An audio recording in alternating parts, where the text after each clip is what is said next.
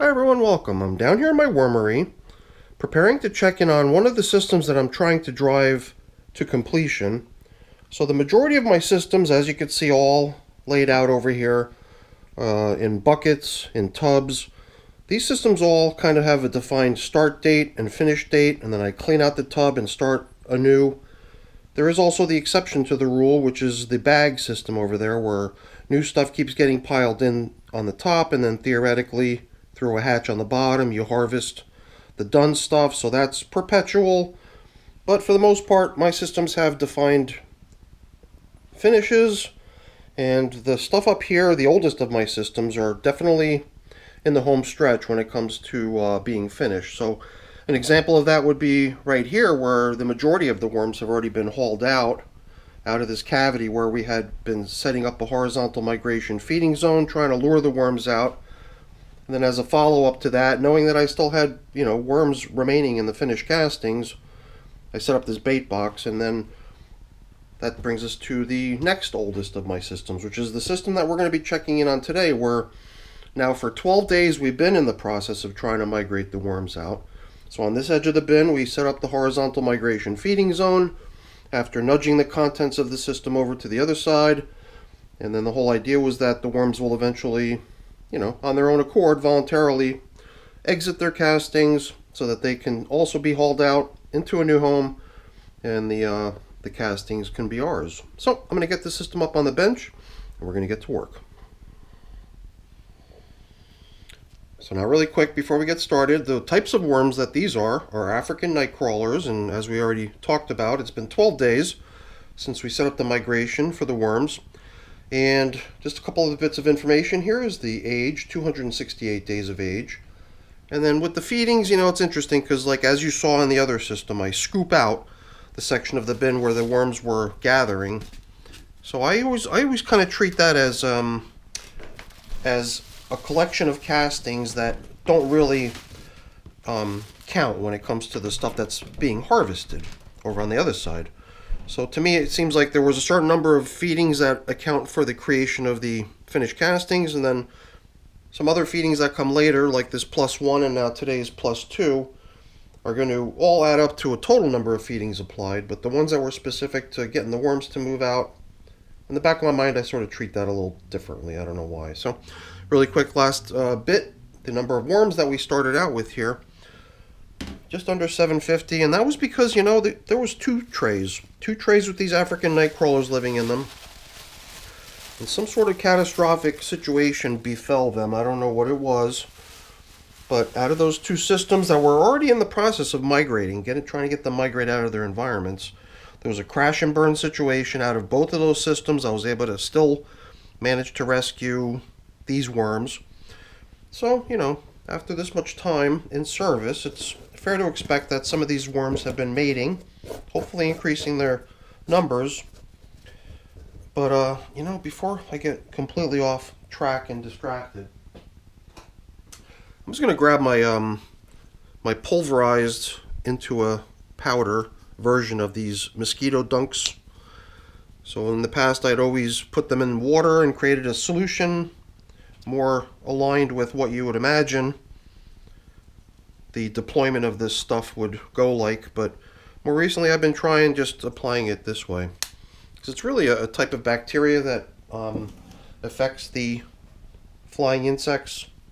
So whether it's put in dry, or I guess mainly because it's geared for mosquitoes, and mosquitoes breed in water and lay their eggs into water and everything, so I guess it makes a lot of sense for the stuff to typically be prepared as a solution. My goodness, the number of springtails in here is insane. Like it looks like a snowdrift.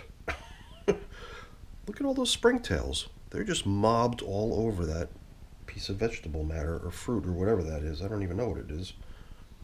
Maybe we could take a closer look and figure it out.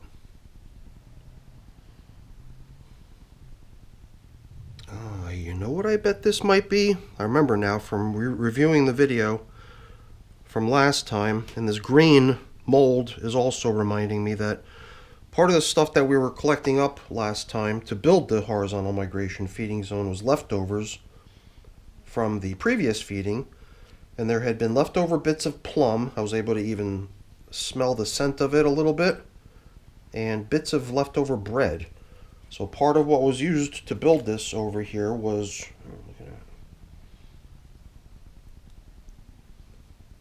it's orange. Yeah, I was using leftover foods that I was able to scrape up, and then some newly added stuff. One of the newly added things is this orange. Not really seeing a whole lot of action quite yet. And whatever this was, a variety of different fruits and veggies must have been used last time. And man, oh man, are there a lot of springtails in here. It almost seems like, it almost seems like the springtails have taken over and dominated this top layer. So I see so few worms out here on top. Presumably the worms are down low. I'll admit, I was a little skeptical about how this system was set up, because I pushed everything over to the side as I would normally do before setting up a horizontal migration. Then I built the horizontal migration feeding zone. But the one thing that was missing was that we never really connected them up. There was almost still visible plastic right down to the bottom, I think, when we started this thing. Or maybe I'm exaggerating, but it did seem to me like I definitely could have given the worms, or the material that I knew had the worms in it, direct access to the stuff that I was trying to lure them into. So in the back of my mind, it seemed like, well, whatever. It's a little bit of a misstep from how I would normally set things like this up. But the variability, or that, that one little difference, offers the chance to see what that difference results in terms of performing the required actions. And in this case, the required actions obviously are the worms leaving their castings. So, after all this time, we have yet to look at how the depopulation of the castings is progressing, or how the gathering of worms in the feeding zone is progressing. So let's take a peek, shall we? All right. One thing I don't know why, but for some reason I kept in the back of my mind thinking that this system was very, very dry. That's why I could hardly wait to get back in here today to see how things were. And then in preparation for coming down here, I rewatched the video from last time, and I was reminded of the fact that we had drenched the material in the system, so it was totally safe as far as moisture goes for the wormies. And look at this, we've definitely got some nice turnout happening here. As long as we're just kind of exploring and having fun. The other claim to fame for this system here is the fact that here, with these African night crawlers, this is where we conducted numerous cotton composting experiments. On numerous occasions, given the worms a chunk of cotton material, and them nicely working it down for us. So this big thing over here, in case you were wondering, is a piece of banana bread. Looks like something stuck to it maybe. So this is not really going anywhere very quickly. But I usually tend to give stuff a little extra chance, not knowing exactly how long it takes for maybe mold at least to get its foothold. Then the worms will definitely come by after that and start to help as well. So definitely a nice, interesting feeding zone, horizontal migration feeding zone, which makes me feel like perhaps our horizontal migration is actually making some good progress. And I guess we'll measure that by taking a peek at the castings themselves to see how the depopulation of the material is coming along. Now, one thing I liked about the way we had set up this horizontal migration feeding zone was that we used large chunks of bedding material. I mean, we did at the end sprinkle in some of this shredded stuff. My concern was allowing that stuff to mess up these lovely castings. So in that vein, I created one of my famous little partitions here that's intended to keep the bedding over there and keep the castings over here. So let's just backfill this little partition a little bit so we can actually work around it, bump into it a little bit without worrying that it's going to topple over or anything like that. And then on this side too, we can backfill it a little so that it stands straight up on its own. Yeah, the material still has a good bit of moisture content to it. I'm wondering if, yeah, I think that's what we're going to do. I think when it comes time to cover back up, instead of having that plastic covering almost the entire system, we're just going to focus the plastic coverings to be only over the horizontal migration feeding zone. And then that should help this stuff to dry off a little bit following that thorough dampening it received last time.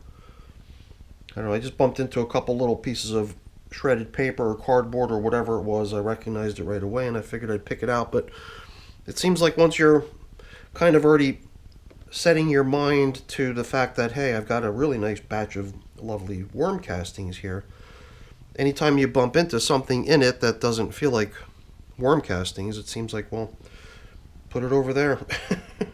Can't seem to resist, you know. So here, too, a little chunk of this or that. I don't know. More recently, I've been not filtering or screening my finished castings. I've just been collecting them up in the state that they're in, whether there's debris in it or, well, I don't even know if it's right to call it debris. It's just material that, given enough time, would break down as well. So that if there's stuff like that in my castings, when I put the stuff into buckets, or even if I deploy it out to the garden, it doesn't bother me too much. It just seems to me like it's extra material to sort of keep the living organisms in the material sustained, you know, sustained with stuff to work on. So, all right. Seems like by restricting the amount of space we have for this material, the level of it has come up quite high. It's pretty deep. But I really also wanted to, besides inspecting it, I wanted to also use this as an opportunity to aerate it and bring any sort of damp stuff that's resting down low out to the surface where it too can dry off a little bit. And you know, in the back of my mind, I'm thinking these little flying insects, the flying insects, they're definitely here. And it just makes me wonder, you know, is it something I did or something I didn't do, something I could have changed in the way I did things to prevent the flying insects from taking an interest and moving in. It doesn't seem chronic, though. It just seems to me like perhaps that old top covering piece of cardboard that was out here in the very start, maybe that's something that's getting a little damp and turning into a place that the worms are, the flying insects are able to occupy. You know, maybe it's best that I just leave that piece of cardboard separate and we just let this migration continue without it. It wasn't really serving much of a purpose. In fact, I thought I might even create this partition here using the old piece of cardboard that was resting in here, but at this point, if there is insect activity in or on it, then maybe it is best to exclude it, let it dry out, and whatever might be living in or on it can just suffer the consequences of that happening, and so be it.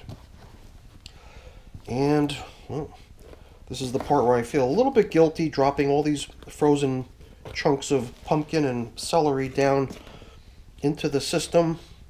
But if any worms are bumping into this stuff and not liking it, I would have to imagine that they've got the ability to just, you know, slither away from it and not be bothered.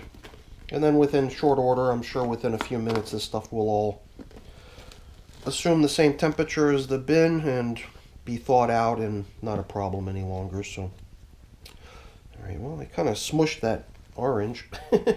Perhaps it would have been interesting to see how it too breaks down over time slowly if we had not helped it that way, but it certainly makes no difference. So we have a little custom down here of placing a coffee filter over where we fed to indicate to ourselves where we fed. Although in instances like this, it seems like the least thing, the last thing you're going to need is something to help you find the feeding zone, because it's pretty obvious. But yeah, just for the fun of it, for tradition, why don't we just go ahead and set it up. And, you know, I am wondering if possibly the manner in which I've been setting this up, you know, with chunks of fruit, pieces of orange just sitting out near the surface, and the sweet smell of that wafting off, I wonder if that could actually be contributing to the flying insects being attracted to it. I mean, it's going to be difficult to cover that up, but should we take the time to do it? You know, let's not sweat it. It is what it is. We've got springtails, we've got flying insects, and we will do our best to try to counteract the situation. So why don't we, as a parting thought on that topic, include a little bit of this stuff here, the BTI bacteria, so that if any wise guy flying insects think they are going to make themselves at home in here, well, that stuff is going to take care of the situation for us. So that's pretty much it now for our check-in on the horizontal migration, and this horizontal migration is definitely now official with a partition installed and definitely a lot more surface area presented to the material that the worms are occupying, so that they can just come right on over. However, if you ask me, I mean, I don't know, to me it did seem like the finished castings were starting to run pretty low on worms, so it does seem like the migration is working quite nicely, despite the fact that we had a little gap in there that might have confused some worms in terms of, hey, where am I going? But I'm glad to see that these little guys were able to figure it out. So we'll check in on this at another point in time in the near future, but until then, we're done here. I got a few things to take care of getting cleaned up and put away. I'm not going to waste your time with that. Before I go really quick, let me just say thank you. Thank you so much for watching. Hopefully you enjoyed the video. If you did, as always, please don't forget to leave me a quick thumbs up before you go. That's always really appreciated. If you haven't done so already, please also consider subscribing to the channel. That's very much appreciated as well. All right, everyone. Have a great day. Thanks for watching. Bye now.